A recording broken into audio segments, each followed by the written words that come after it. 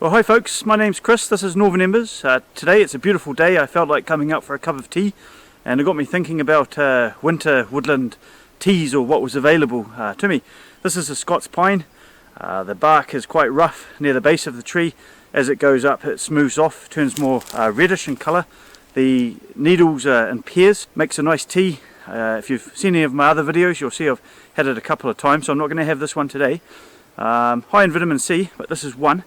Another tea that I've had that is available right now is sugar. At the end of the video we'll maybe go and look at the tree that I took some off from before. I took off what I needed and I left the rest for somebody else, and if I ran out, which I have, we'll go back to the tree and harvest some more. That's there all year round, and so we'll take a look at that. But because I've used that before, we'll not be doing that either. We'll go and get some birch twigs, I think, to have some birch twig tea. There's a couple of other plants I want to have a look at, and we'll see what we can get. That's two there though, the Scots pine and the sugar. Just a word of warning, you know, when you go out foraging for wild food or natural materials like tea, be careful. Don't take my word for it, just do your research or go with somebody who knows. I'm in a birch woodland here, and these twigs here are actually green, they're alive, and that's what I want today. I'm not looking for dead wood. This wood's got pliability, and when I scrape the bark I can see that it's fresh, and that's what I'm after. So I'll just take a little bit of this so we can have a cup of tea of that. Okay, I've got some birch twigs in my pocket there for some tea. We've looked at the Scots pine, we've talked about the sugar, that's three. We've got here bramble. This is bramble leaf tea I'm after. Going to take the leaves for tea. A friend of mine's been drinking it, so got the idea from him, and I just thought I'd try it myself. I've never had it. This is it's pretty prickly kind of plant, and when you pick the leaves off they do have little thorns underneath as well, so some care is needed. I did consider lichen as a possible tea, and whilst you can drink some lichens, some are also toxic, and I do not know my lichens well enough to take that risk at the moment. So this is about four now: Scots pine, sugar, birch twig, and this bramble.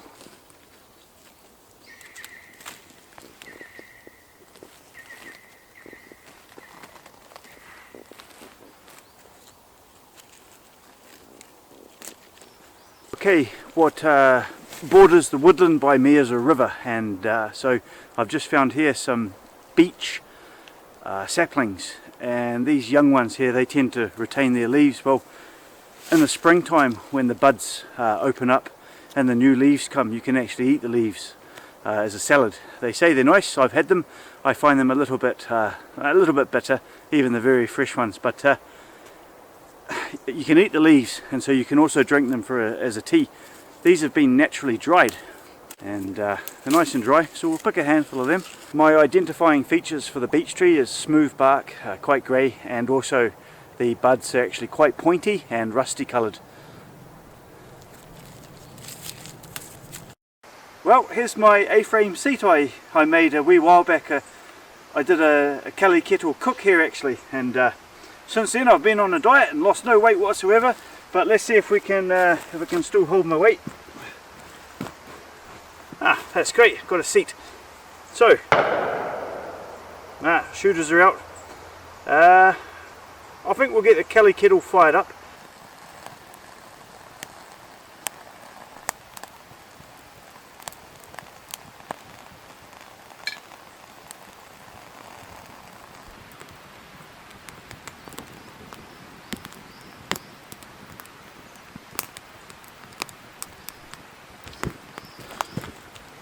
Okay, I'm going to take this bung off here. That allows for the pressure to escape. Put that on. That won't take long to boil at all, and wonderful bit of kit actually.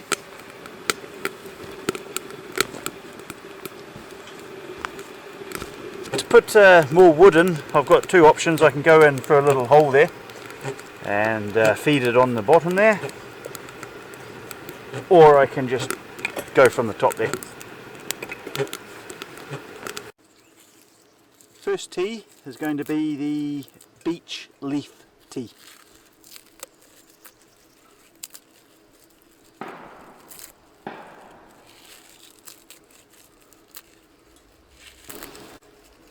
With various different teas, for example, you can dry your leaves for the tea. So the bramble leaf tea I'm having today is going to be fresh, but I could take them home and dry them, whereas this one's actually naturally dried.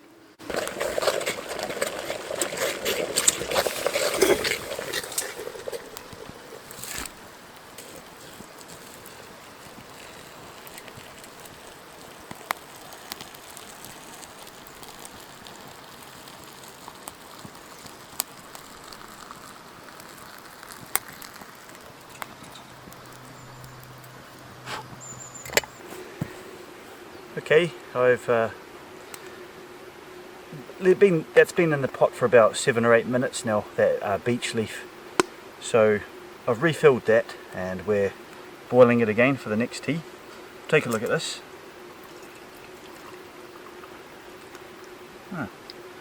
It's got a little bit of colour in that actually. It's a little bit brownish, slightly, not a lot.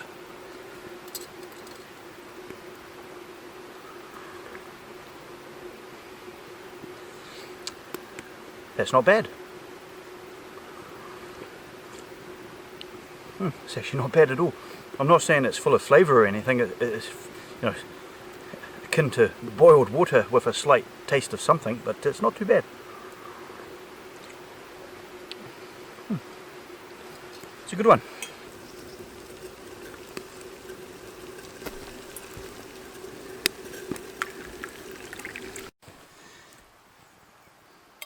The beech leaf tea was actually quite nice, I'll say that. This is the birch twig tea. Now I'm just going to put them into this cup and pour boiling water on there.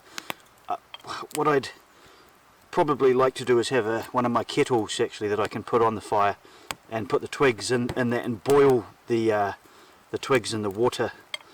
But this will do today, and we'll see how we get on.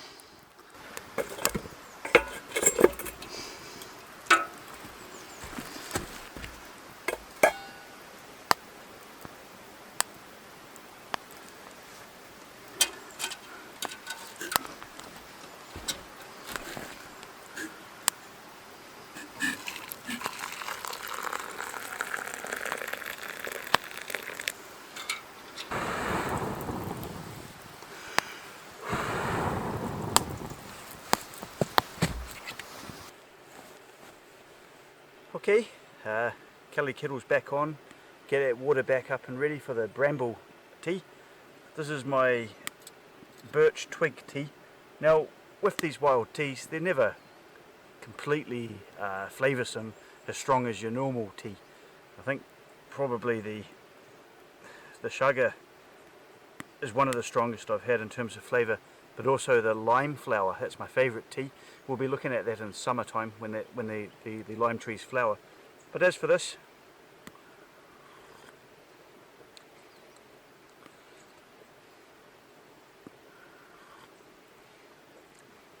again, not a strong flavour, but a hint of something there for sure. I think what you're getting is the goodness. I mean, this is, you know, it was green twigs, so there are some kind of probably vitamins in there or something, some kind of benefit from it. Yeah, it's just not unpleasant, it's fine. I think I need a proper lid for this. That was a bit, just a bit of a makeshift thing there, just to keep the heat in. The longer you steep it, same with the beech leaves, you know, the more flavour you'll get, but can't say that's bad at all. So we'll get the bramble leaves in. Thing about these is, as I said, you can dry them. I actually want to rip them up, but there is quite a few prickles in there, so we'll just get that off because that's going. Just hold it like that while these steep. I'll finish that birch twig tea. I think we'll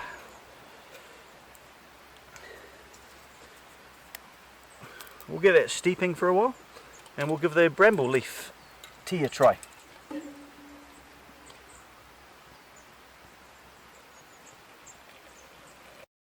Let's have a look at the bramble tea.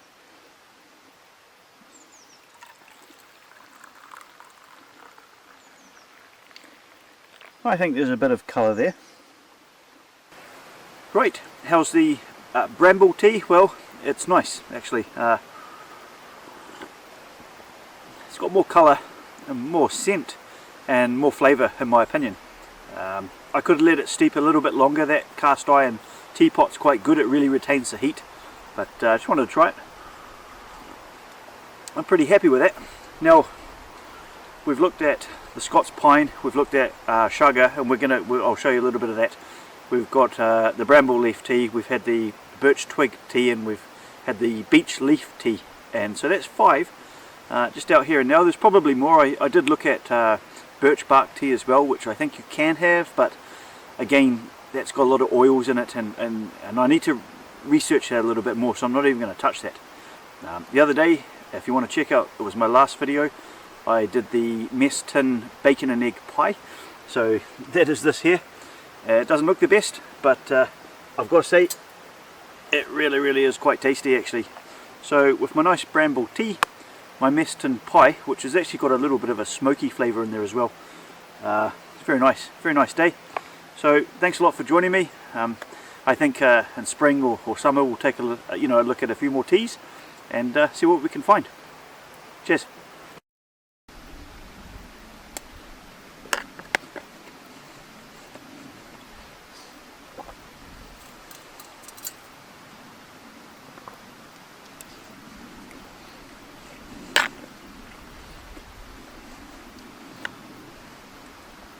Okay, here's the gold of the woodland. Looks burnt, and if you scrape it, you will see that it's sugar underneath there. So this is sugar. It's a decent size actually. I'm still wanting to leave some on the tree here, so I'm probably going to look at this bit down here actually, try and pry that off and see what it looks like. But yeah, I can see. As soon as I just scrape that away, that's a nice piece of sugar there.